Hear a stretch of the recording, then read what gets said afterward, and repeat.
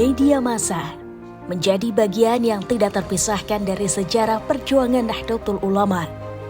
Sejak kelahirannya, Nahdlatul Ulama memandang media massa sebagai sarana penting penyaluran dakwah yang diperkuat oleh tradisi menulis dari para ulama. Sejarah mencatat, NU pernah menerbitkan media massa seperti Taswirul Afkar, Suara Nahdlatul Ulama, Utusan Nahdlatul Ulama, hingga Koran Duta Masyarakat di era 1960-an. Hal itu membuktikan bahwa pena telah menjadi senjata dan medan perjuangan dakwah NU. Dari situlah lahir sejumlah aktivis dan tokoh NU menggeluti dunia jurnalistik hingga menjadi legenda pers Indonesia. Ada Mahbub Junaidi, sang pembangkang yang santun, Said Budairi yang menjaga muruah pers Islam, dan Adnan Baidawi yang meneruskan semangat kritis namun juga santun itu. Mereka adalah pejuang pena yang memastikan gairah jurnalistik NU tidak pernah padam. Hari ini masih ada sosok yang memilih jalan sunyi. Ia adalah Mustofa Helmi atau yang akrab disapa Cak Mus, jurnalis istiqomah yang menambatkan dirinya pada hasanah NU, menjaga agar risalah terus sampai kepada umat. Kisah seorang santri yang membuktikan bahwa integritas bukan popularitas adalah warisan sejati seorang legenda jurnalisme. Usia Cak Mus kini sudah 71 tahun dan ia bersyukur masih diberikan kesehatan. Tahun ini ia juga merayakan separuh abad atau 50 tahun karir sebagai jurnalis. Karirnya dimulai sejak tahun 1975. Pada tahun ini juga sebenarnya usia 50 tahun karir saya sebagai jurnalistik. Karena saya menjadi wartawan sejak tahun 75. Jadi 25 ini 50 tahun lalu saya sudah menjadi. Jadi 50 tahun saya berkecimpung di dunia kewartawanan. Ya. Tentu dunia kecil saya ya tidak begitu. Karena saya tinggal di desa. Ya. Saya tinggal di desa, di sebuah desa, sekarang jadi kota kecamatan namanya kota Glenmore. Tulisnya Glenmore, sebuah kota yang dulu dihuni oleh orang-orang Irlandia katanya di sini. Glenmore itu. Daerah perkebunan yang sejuk, dingin dan sebagainya. Bahkan pernah disebut sebagai sepetak surga di dunia. Glenmore itu, saking indahnya kotanya ya, indah Glenmore. Saya lahir di situ sebagai anak pertama, dan saya saya sekolah di SD dan juga sekolah di madrasah di situ. Kebetulan madrasah itu diasuh oleh ayah saya sendiri. Ya. Dan saya mengenal media itu sebenarnya dari ayah saya, karena ayah saya itu sejak tahun 50-an itu sudah berlangganan Koran Duta Masyarakat. Jejak jurnalis Cak Mus dimulai dari kesadaran media yang ditanamkan oleh orang tuanya. Ayahnya seorang guru madrasah yang rutin berlangganan Koran Duta Masyarakat, Aksi, Merdeka, dan Majalah Pembina pada tahun 50-an. Meskipun koran itu datang terlambat hingga 1 minggu, namun itu adalah jendela Cak Mus ke dunia luar, jauh sebelum hadirnya TV dan radio menjadi umum. Ketertarikannya pada menulis muncul saat nyantri di Lasem. Ia terinspirasi pernyataan dari seorang sastrawan pelopor Angkatan 45, yaitu Asrul Sani, yang bergabung dalam Lembaga Seni Budaya Muslimin Indonesia atau LESBUMI. Ia menyebut media bisa menjadi ajang dakwah. Sejak itulah Cak Mus mulai belajar menulis. Awalnya mencoba menulis cerita pendek atau cerpen. Ia mengembangkan kemampuan menulis cerpen dengan teknik yang ia sebut copy the master. Meniru dan menulis ulang cerpen dari koran seperti Suara Merdeka. Dari situ, minatnya berkembang menjadi profesional. Jadi waktu itu saya itu untuk ingin bisa nulis cerpen. Saya itu cerpen orang itu saya tulis ulang. Saya tulis ulang, ya. Saya tulis ulang. Ini copy the master. Nah, bahkan saya kemudian berkembang, banyak meniru beberapa pola-pola tulisan orang, kemudian tinggal berkembang sendiri. Jadi pola Cina itu kan begitu, menirukan apa yang diajarin gurunya, kemudian dikembangkan sendiri. Cerpen pertamanya berjudul Tak Ada Persenan. dimuat di harian Berita Yuda tahun 1975 dengan honor sebesar Rp7.500. Latar belakang Cak Mus adalah santri. Setelah MI, ia sempat nyantri di Darul Ulum Jombang, namun harus mengulang kelas 5 SD lagi. Kemudian ia pindah ke Lasem. Nyantri di Al-Hidayat Asuhan Kiai Maksum, ayah Kiai Ali Maksum. Setelah lulus SD, ia masuk pesantren Darul Ulum Jombang karena mata pelajarannya masih rendah, ia sempat mengulang di kelas 5 SD lagi. Setelah itu, ia pindah ke Lasem, nyantri di Al-Hidayat Asuhan Kiai Maksum, ayah dari Kiai Ali Maksum. Yang menarik, di Lasem ia berada satu angkatan dengan Rois Am pengurus besar Nahdlatul Ulama Kiai Haji Miftahul Akhyar. Meski pesantren mereka berbeda, setelah 10 tahun menjalani sekolah dasar, Cak Mus memutuskan untuk tidak sekolah formal dan memilih fokus mengaji dan mulai menulis cerpen. Saya mulai tertarik dengan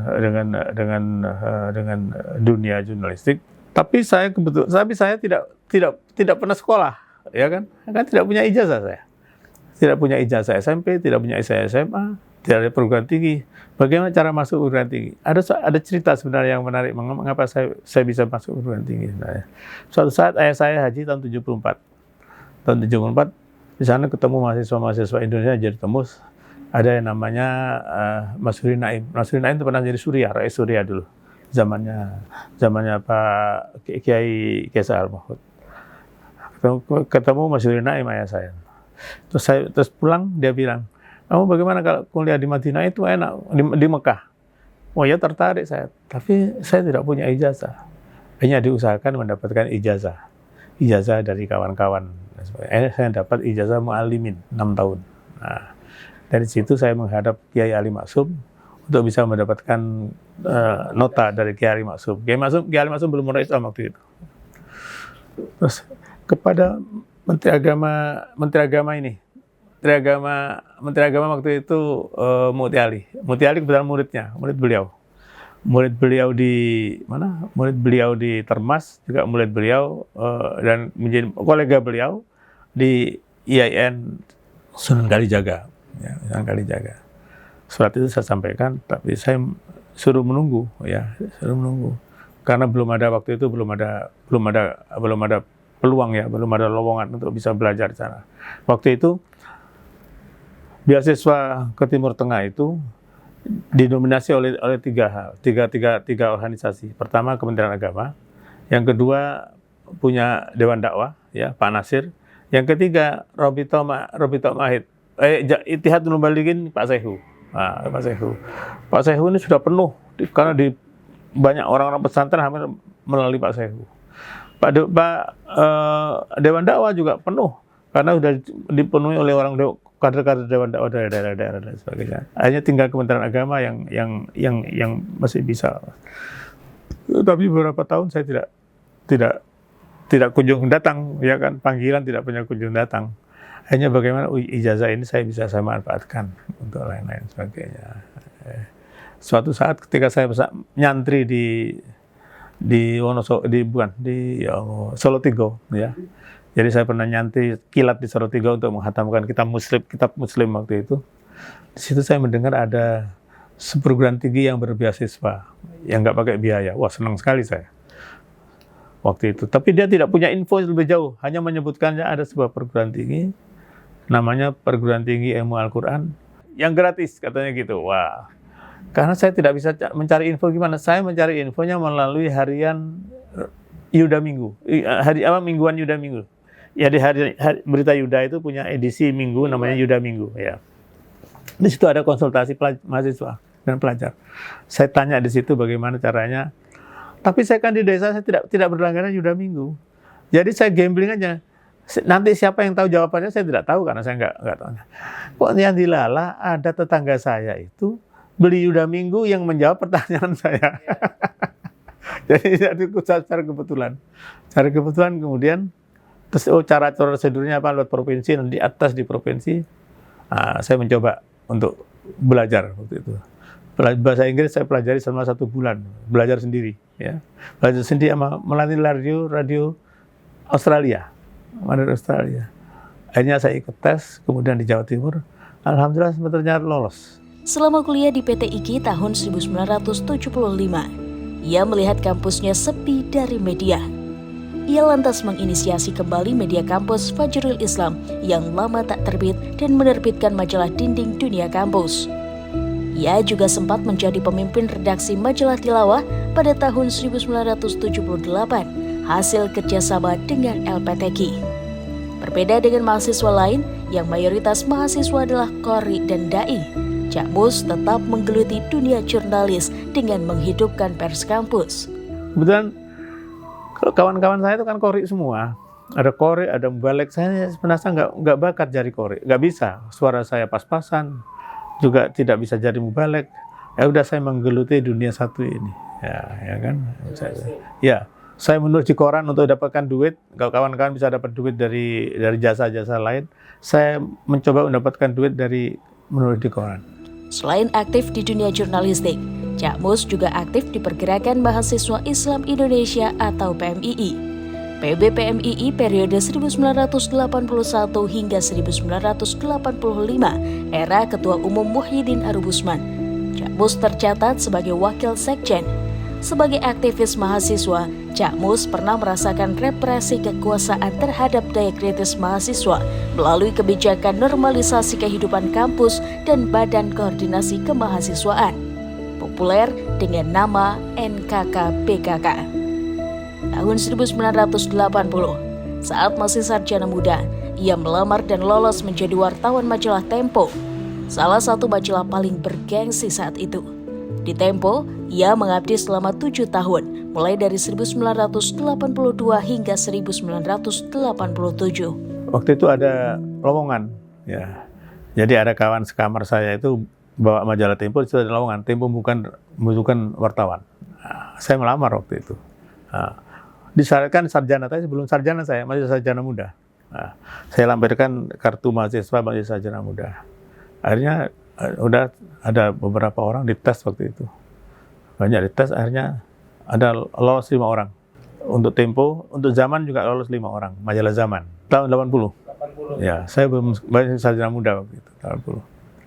Nah, 80. Saya masuk, langsung diterima melalui fase tes. Walaupun kemudian diterima tahun 80 itu juga, ya. Tapi diangkatnya waktu itu diangkat sebagai karyawan cuma tahun 81. Reportase pertama kita ada Muktamar Media Massa internasional, Muktamar Media Massa yang dibincangkan oleh Rabito Alam Islami. Saya sempat wawancara dengan waktu itu dengan Sekjen Rabito, ya, Ali Harakan waktu itu. Yang kebetulan dia punya staf orang Madura, namanya Kiai Tijani. Saya ketemu dengan Kiai Tijani di situ. Dan kemudian Kiai Tijani ini kemenakannya nanti kemudian menikah dengan adik saya. Gitu. Jadi ada tautan-tautan dan sebagainya. Nah, itu yang pertama yang ditugaskan saya. Di majalah Tempo ternyata Cak Mus bertemu teman-teman berlatar belakang NU, seperti Khairul Anam atau Cak Anam, mantan Ketua PKB Jawa Timur, dan Dahlan Iskan, yang kemudian mendirikan koran Jawa Pos. Kemudian karir Cak Mus cepat menanjak. Ia meliput berbagai peristiwa penting, termasuk tenggelamnya kapal Tampo Mas II di tahun 1982, berkolaborasi dengan Dahlan Iskan yang saat itu masih di Jawa Pos. Pengalaman yang paling tak terlupakan adalah penugasannya di luar negeri. Di tahun 1982, saat meliput perhajian di Arab Saudi, ia mendapat tugas tambahan untuk meliput perang di Lebanon selama lebih dari sebulan. Dari wartawan penulis liputan agama, ia tiba-tiba menjadi wartawan perang. Menjadi pengalaman yang tidak saya lupakan. Saya pernah ditugaskan untuk meliput perang di Lebanon tahun 82 itu. 82. Jadi waktu itu saya ditugasi sebenarnya untuk meliput tenaga kerja di Arab Saudi. Amat suruh peliput perhajian. Udah berangkat saya ke Saudi. Sampai Saudi, terus ada ribut-ribut di Lebanon kan. Saya diminta untuk datang sana. Saya bilang saya kalau keluar dari Saudi, saya susah masuk Saudi. Susah Saudinya susah banget. Nggak apa-apa, termasuk keluar saya. Jadi saya meliput Lebanon. Ada sekitar 1 bulan saya di sana, lebih ya mungkin sekitar. Setelah 7 tahun, 1982 hingga 1987, mengabdi di majalah Tempo, Cak Mus mencari tantangan baru. Pindah ke majalah editor, majalah berita mingguan sejenis dengan Tempo. Di tempat baru itu, Cak Mus menjabat sebagai pemimpin redaksi. Di editor, ia menghadapi tantangan baru, membangun media agar bisa mandiri, tidak seperti majalah Tempo yang sudah mapan secara finansial. Ia berhasil membuat majalah editor mandiri, menutup utang dan memiliki oplah yang bagus sebelum akhirnya dibredel pada tahun 1994. Editor itu kan gerilya kita. Tempo itu kan udah kaya. Kalau Tempo ya perbedaannya di situ, ya. Samping itu mungkin semangatnya di situ ya. Semangat bagaimana Anda bisa hidup kalau bisa melahirkan sesuatu yang bisa dibaca orang.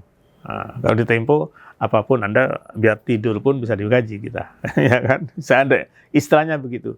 Hanya kita karena sebenarnya editor ini juga dulu dimodali pertama kali oleh orang-orang kaya juga sebenarnya ya. Ya, termasuk Astra juga modal itu. Tapi kemudian dia kan Astra kan gulung tikar kemudian, ya. Bukan Suma, PT Suma. Suma itu kan bikin Nusuma dan sebagainya itu kan. Kemudian kan gulung tikar.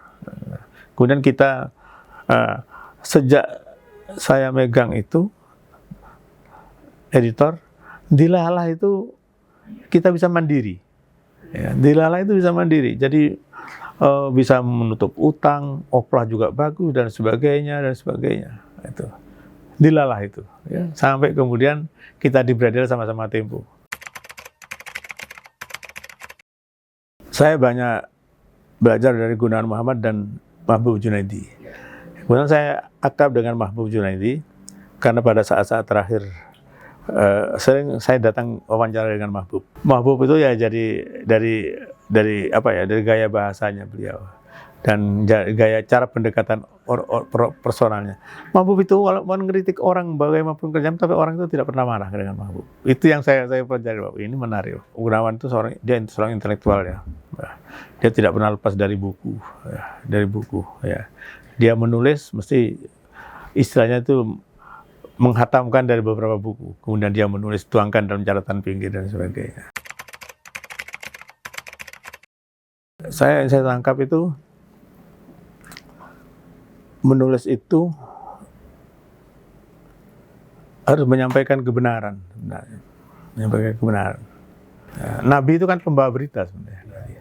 Jadi kita ini harus memiliki itu, karena itu bekal-bekal kode etik jurnalistik dan sebagainya.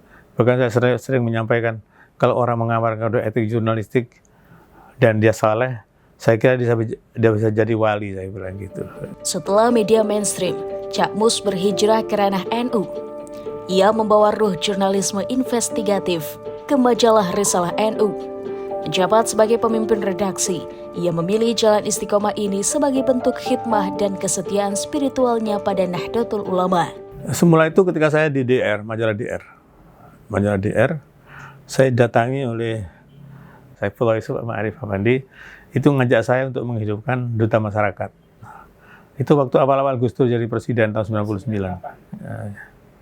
Terus, ya boleh, jadi pernah rapat dan sebagainya. Pernah rapatnya di rumah saya, Pak. Yang ikut di rumah saya termasuk Ulil Absar Abdullah itu juga ikut di rumah saya, rapat di rumah saya. Nah, rapat kedua di Lapas Dam ada Muhaimin Iskandar waktu itu juga ikut rapat. Nah, kemudian saya nggak debatkan lagi karena saya lebih konsentrasi di DDR dan sebagainya. Terus kata biar dikelola teman-teman katanya gitu. Ya udah nggak apa-apa. Dan juga saya agak berat meninggalkan DR karena DR waktu itu juga lagi istilahnya lagi mulai berkembang gitu ya. Asalnya majalah detektif dan romantika. Tapi kemudian diganti jadi demokrasi dan reformasi.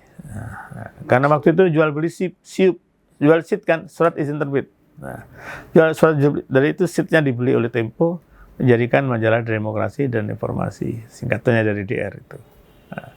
Nah, dari situ kemudian DR, terus kemudian DR tutup, saya diminta Pak Hasim, kita terbitkan, karena duta waktu itu sudah diambil ke Surabaya, oleh Khairul Anam. PBNU nggak punya media ini, kita bikin tabloid aja. Nah, kata Pak Hasim namanya tabloid masa. Nah, saya masuk di situ.